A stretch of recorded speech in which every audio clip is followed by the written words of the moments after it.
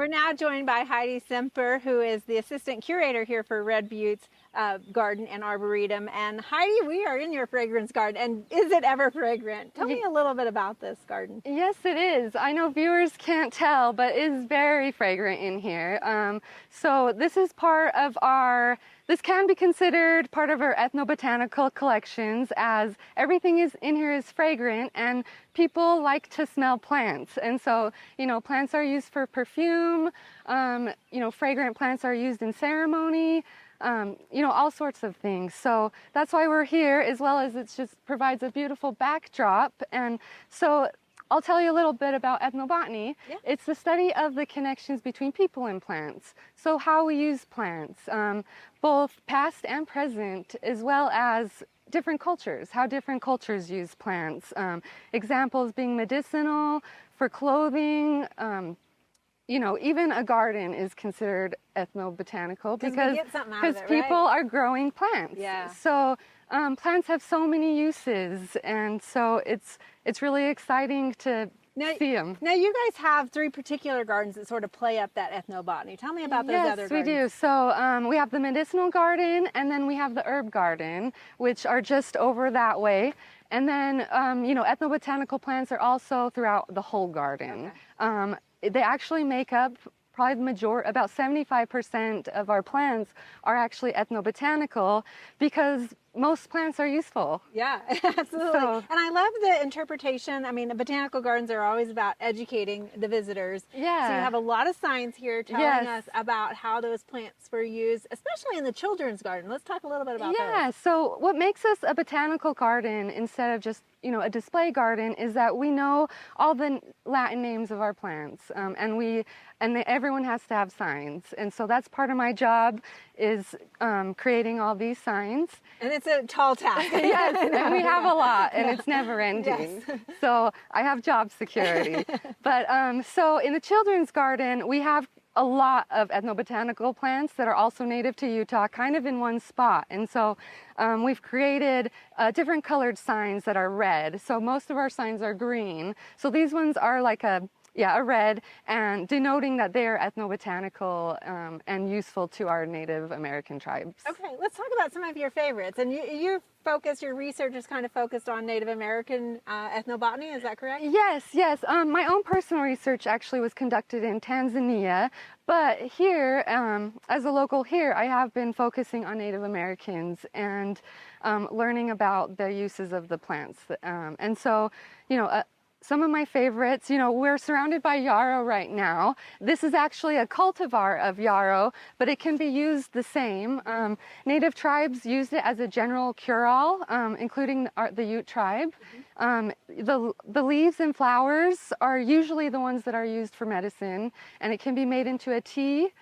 In times of war, we've used the leaves as a poultice, and if you're ever in the wild, you can just pick a leaf of the yarrow, get it wet with your saliva, and then you just slap it on your wound, and it acts as like a blood coagulator. Oh, really interesting. Yeah.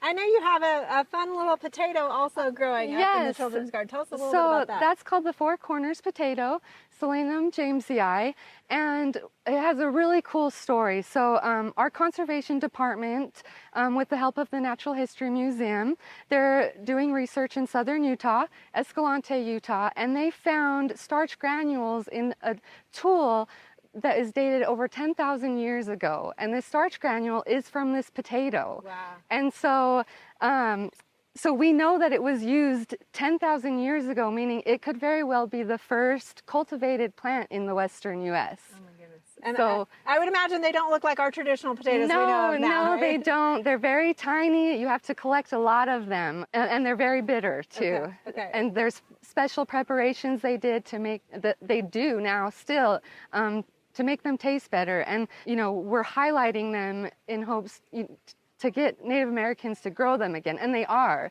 Like people are farming them now, and there's genetic research happening so that we can cultivate our potatoes that we get in the grocery stores and hybridize them with the Four Corners potato and introduce more drought resistance to our own potatoes. Oh, excellent. So there's possibilities for a more sustainable future. Okay, Yeah. excellent. And I also know one of the plants that is involved in ethnobotany is the milkweed. Is that? Yes. Which we know very Yes. well in Oklahoma. Yeah, absolutely. So Asclepias speciosa, which is showy milkweed, and there's actually one sticking up right there. Oh, yeah, right there. And so it's used for fiber.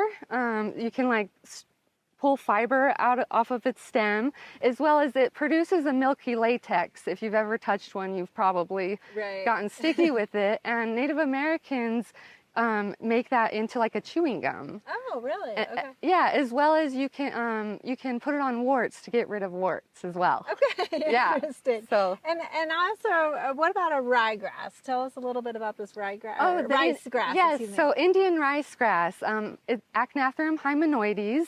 It's a staple grain for many of the tribes here in Utah, and they used it to make porridge. They put the seeds in their mush. It was a staple. They put it in everything, made cakes of it, preserved it so they could eat it in the winter.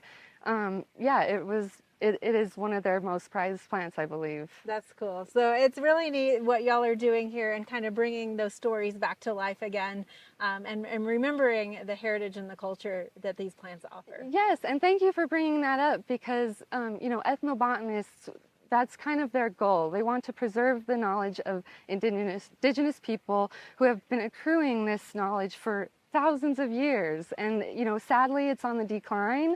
And so, remembering these ways they use them, and they still use them today. It's really important in preserving their culture, and which also leads to diversity of our earth, and which is very important. Absolutely. Thank you so much. Yeah, Appreciate you joining us. No problem. Thank you.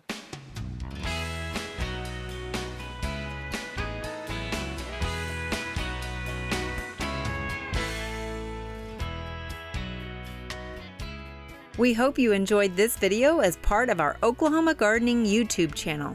You can also find even more videos on the OK Gardening Classics YouTube channel. And join us on social media for great gardening tips, photos, and discussion.